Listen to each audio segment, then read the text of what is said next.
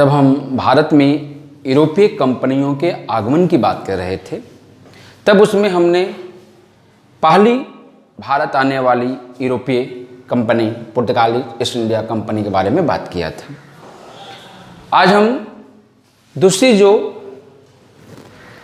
यूरोपीय कंपनी है, Dutch east India company, जिसको वेरिंडिन के नाम से VOAC के नाम से जानते हैं, तो Dutch east India company Bharat आने वाली दूसरी कंपनी थी। यानी डच जो हॉलैंड के निवासी थे,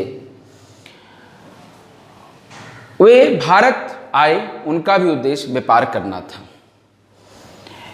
ऐसे अगर देखा जाए तो भारत आने वाला प्रथम डच नागरिक कार्नेलिस दा हस्टमान था, जो 1596 ईस्वी में भारत आया था। लेकिन एक संगठित कंपनी के रूप में हॉलैंड वासियों ने, जिसको हम डच के नाम से जानते हैं, उन्होंने 1602 ईस्वी में एक कंपनी बनाई और यहाँ की संसद ने इसे 21 वर्षों के लिए पूर्वी देशों से व्यापार, युद्ध, शांति जैसे अधिकार प्रदान किए।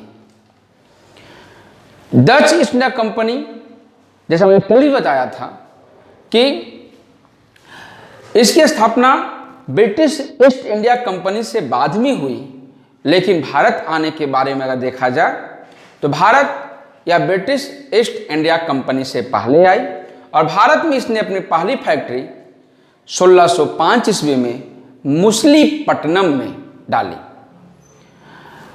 यानी अगर पुर्तगाली ईस्ट इंडिया कंपनी ने भारत में अपनी पहली फैक्ट्री 1503 ईस्वी में कोची में स्थापित किया था, तो डच ईस्ट इंडिया कंपनी ने भारत में अपनी पहली फैक्ट्री 1605 ईस्वी में मुसलीपट्टनम में स्थापित की। मैं कल भी बात किया था कि यहाँ फैक्ट्री का मतलब कोई उत्पादन केंद्र नहीं है।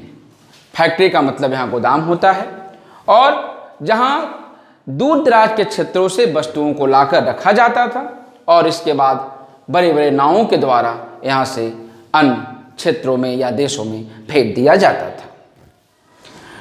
डच ईस्ट इंडिया कंपनी ने मुसलीपट्टनम के बाद कई क्षेत्रों में, भारत के कई हिस्सों में अपनी फैक्ट्रियां स्थापित किया, जिसमें कुछ प्रमुख फैक्ट्रियां था पुलिकट जो तमिलनाडु में है, सूरत, कारिकल, चिनसूरा, कासिम बाजार, पटना, बालासोर, नागापट्टनम, कोची जैसे कई क्षेत्रों में इसने अपनी फैक्ट्रियां स्थापित की। ये विभिन्न क्षेत्रों से विभिन्न वस्तुओं को इकट्ठा करते थे और इसके बाद इन वस्तुओं को विदेशों में, यूरोप के बाजारों में बेचते थे, जिनको काफ़ी मुनाफा होता था। खासकर सूती कपड़ा, नील, और अगर पटना की बात किया जाए तो यहाँ से सोरा और अफीम का निर्यात बृहद पैमाने पर होता था। अगर आप पटना के यानी बिहार के जो प्रतिष्ठित कॉलेज पटना कॉलेज को आप देखते हो या जानते हो उसके बारे में, तो पटना कॉलेज भी डच ईस्ट इंडिया कंपनी की एक फैक्ट्री हुआ करती थी। पुलिकट से सूती कपड़ा, सूरत से नील, इनका प्रमुख ऐसा वस्तु था जो यहाँ से वे खरीदते थे और विदेशों में, यूरोप के बाजारों में बेचते थे। लेकिन यह कंपनी भारत में उतना ध्यान नहीं दे सकी।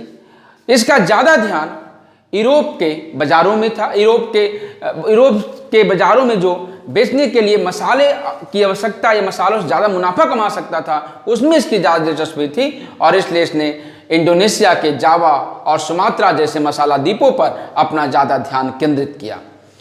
इसका परिणाम यह हुआ कि जब अन्य यूरोपीय कंपनियां भारत में आई,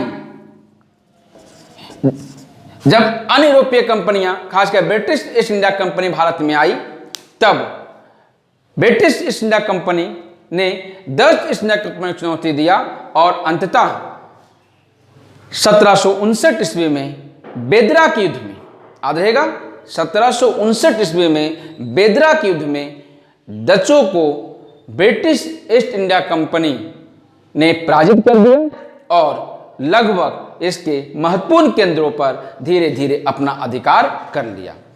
इस ब्रिटिश ईस्ट इंडिया कंपनी की ओर से क्लाइव ने प्रमुख भूमिका निभाई और इस तरह से डच ईस्ट इंडिया कंपनी का भारत में जो प्रभाव था वह धीरे धीरे समाप्त हो गया। ब्रिटिश ईस्ट इंडिया कंपनी को धीरे धीरे अंग्रेजों ने बाहर निकाल दिया।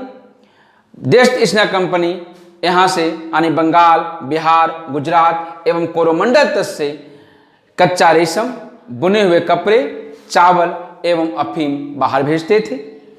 डच ईस्ट इंडिया कंपनी के बारे में कुछ और बातें जानना जरूरी है। शुरुआती दौर में जो उसका बाजार था नागपट्टनम, वह पुलिकट्ट उसका प्रमुख मुख्यालय होता चला गया। इसके बाद डच ईस्ट इंडिया कंपनी पहली ऐसी कंपनी थी जिसने वेतनभोगी कर्मचारी को रखा। डच ईस्ट इंडिया कंपनी ने पुलिकट्ट, जो तमिलनाडु में है, जिसकी बात हमने पहले की है, तो उसने पुलिकट्ट नामक स्थान पर सिक्का ढालने की फैक्ट्री की भी स्थापना किया। यह गोलकुंडा के कपड़ों का प्रयोग इंडोनेशिया से मसाला प्राप्त करने में करता था, यानी इंडोनेशिया जो मसाला उत्पादन के लिए विशेष रूप जाना जाता था, वहाँ से यह मसाले प्राप्त करता था। डच ईस्ट इंडिया कंपनी के बाद जो अगली कंपनी भारत में अपनी गतिविधियाँ को जारी किया वह ब्रिटिश ईस्ट इंडिया कंपनी थी। लेकिन ब्रिटिश ईस्ट इंडिया कंपनी के पहले हम फ्रांसीसी ईस्ट इंडिया कंपनी के बारे में बात करेंगे, उसके बाद ब्रिटिश ईस्ट इंडिया कंपनी के बारे में बात करेंगे, क्योंकि ब्रिटिश ईस्ट इंडिया कंपनी ने भारत में अपने राजनीतिक प्रभुत्व को स्थापित कर लिया था और धीरे धीरे भारत के जो अन्य यूरोपीय कंपनियां थी, खासकर पुर्तगाली, डच और फ्रांसीसी, उसके प्रभाव को बिल्कुल सीमित कर दिया था और ब्रिटिश ईस्ट इंडिया कंपनी ने अपने राजनीतिक प्रभुत्व को स्थापित कर धीरे धीरे पूरे भारत को अपने अधीन लाने में सफल हुआ था। इसलिए उसका ये बात हम अंत में करेंगे ताकि क्रोनोलॉजी में लगातार वह चलता रहे और जो घटनाएं घटी, जो हम नेक्स्ट चैप्टर की बात करेंगे ब्रिटिश कंपनी का साम्राज्य विस्तार, उसमें हम लोग बात करेंगे। तो नेक्स्ट टॉपिक हमारा जो रहेगा वह है फ्रांसीसी ईस्ट इंडिया कंपनी।